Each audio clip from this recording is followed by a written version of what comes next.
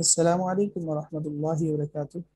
پچھلی قسط نمبر 12 میں ہم نے نبی پاک صلی اللہ علیہ وسلم کے نسب مبارک کو دیکھا تھا، اور آئندہ آنے والے قسط کے اندر ہم یہ دیکھنے والے ہیں، یعنی نبی پاک صلی اللہ علیہ وسلم کے خاندان پر تفصیلی بات کرنے لگے ہیں۔ جیسا کہ ہم نے پہلے بھی جب بات کی تھی تو ایک اجمالی ذکر ہوا تھا، لیکن پیچھے بھی عرض کیا اور بھی عرض کیا جا رہا ہے کہ انشاءاللہ العزیز اب اس کا تفصیلی جو ہے نا وہ ذکر آپ کے سامنے کیا جا رہا ہے۔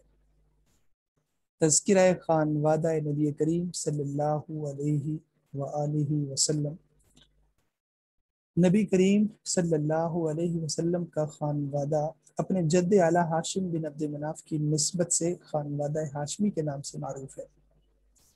مناسب معلوم ہوتا ہے کہ خانوادہ نبی کریم صلی اللہ علیہ وآلہ وسلم کے بعض نام اور افراد کے مختصر حالات پیش کر دیے جائیں۔ نمبر 1، قصی بن کلاب۔ قصی بن کلاب آپ صلی اللہ علیہ وسلم سے 5 پشت پہلے کے بزرگ ہیں۔ دراصل یہ ہی قصی بن کلاب ہے جنہوں نے نہ صرف بنو خزاعہ سے خانہ کعبہ کی تولیت کا حق واپس لیا، بلکہ اپنی قوم بنی اسماعیل اور قبیلے بنی قریش کو منظم اور متحد کر کے مکہ کو ایک باقاعدہ ریاستی شہر کی شکل دی۔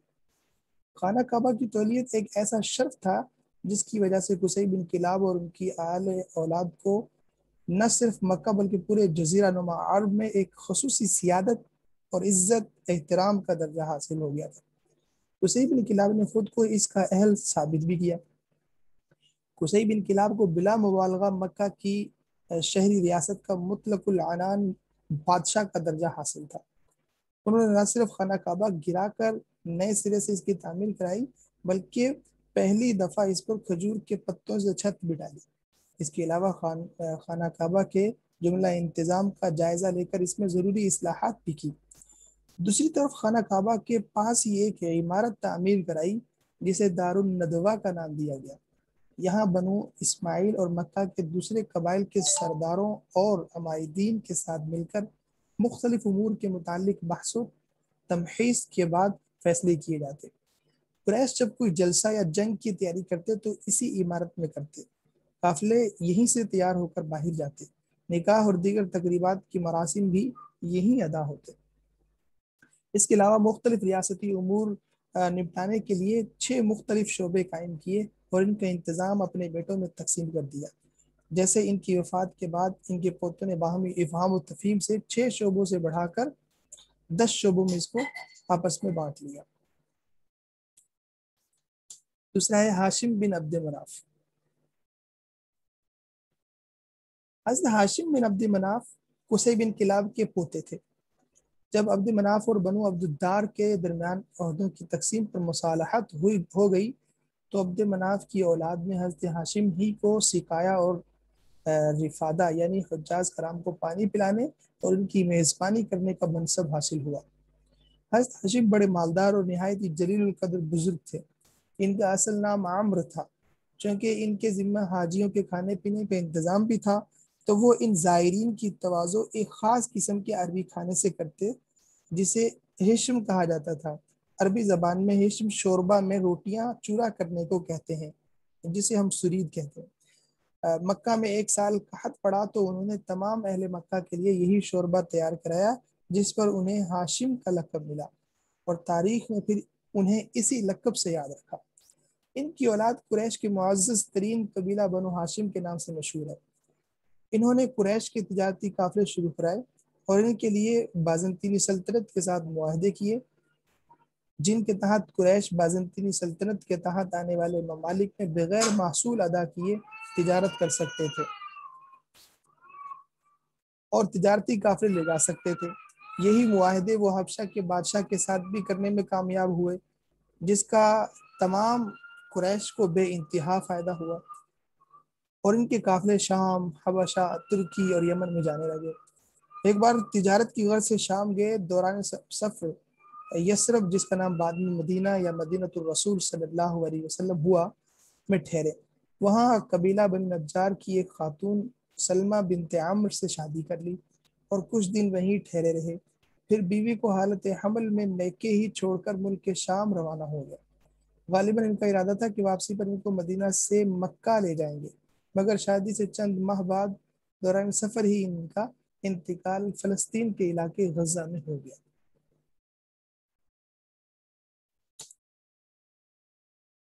پھر تذکرہ خانوادہ نبی کریم صلی اللہ علیہ وسلم میں حضرت عبد المطلب ہیں۔ پچھلی قسط میں حضرت ہاشم کے سفر یعنی سفر شام، یثرب میں نکاح اور پھر فلسطین میں وفات کا ذکر کیا گیا۔ ان کی وفات کے بعد 497 میں ان کی زوجہ سلمہ سے ایک بیٹا پیدا ہوا۔ چونکہ بچے کے سر کے بالوں میں سفیدی تھی، اس لیے جناب سلمہ نے ان کا نام شیبہ رکھا اور یثرب میں اپنے میکے ہی کے اندر ان کی پرورش کی۔ آگے چل کر یہی بچہ عبد المطلب کے نام سے مشہور ہوا۔ عرصے تک خاندان ہاشم کے کسی آدمی کو اس کے وجود کا علم نہ ہو سکا۔ سکایا اور رفادہ کا منصب ہاشم کے بعد ان کے بھائی مطلب کو ملا۔ یہ بھی اپنی قوم میں بڑی خوبی اور اعزاز کے مالک تھے۔ ان کی سخاوت کے سبب قریش نے ان کا لقب فیاض رکھ چھوڑا تھا۔ جب شیبہ یعنی عبد المطلب 7 یا 8 برس کے ہو گئے تو مطلب کو ان کا علم ہوا اور وہ انہیں لینے کے لیے روانہ ہوئے۔ جب یثرب کے قریب پہنچے اور شیبہ پر نظر پڑی تو اشک بار ہو گئے، انہیں سینے سے لگا لیا اور پھر اپنی سواری پر پیچھے بٹھا کر مکہ کے لیے روانہ ہو گئے، مگر شیبہ نے ماں کی اجازت کے بغیر ساتھ جانے سے انکار کر دیا، اس لیے مطلب ان کی ماں سے اجازت کے طالب ہوئے۔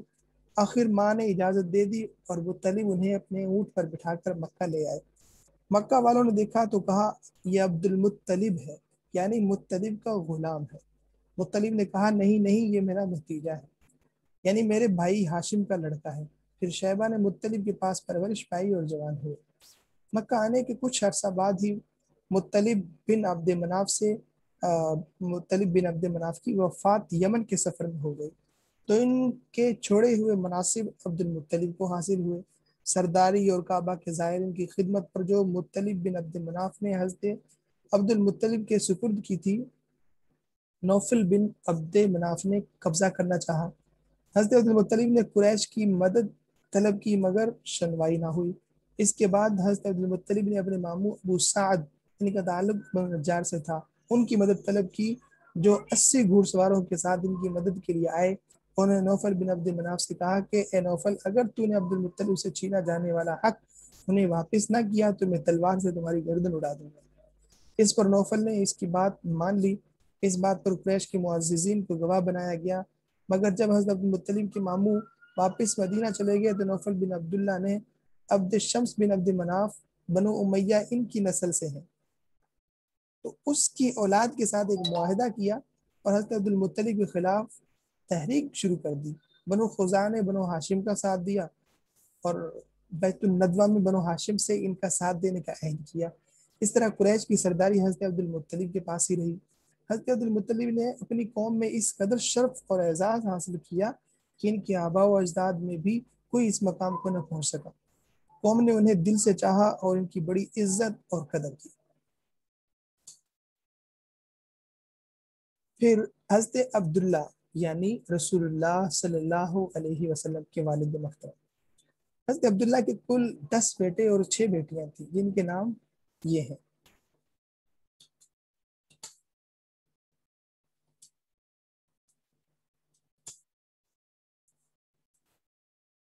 حارث، زبیر، ابو طالب، عبداللہ، حمزہ رضی اللہ عنہ، ابو لہب اور غیداق، حکوم، صفار اور عباس رضی اللہ عنہ۔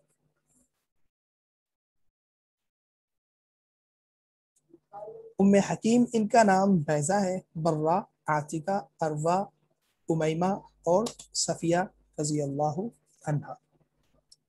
حضرت عبداللہ کی والدہ کا نام فاطمہ تھا اور وہ عامر بن عائز بن عمران بن مخزوم بن یقظہ بن مرہ کی صاحبزادی تھی۔ عبد المطلب کی اولاد میں عبداللہ سب سے زیادہ خوبصورت، پاک دامن اور چہیتے تھے اور ذبیح کہلاتے تھے۔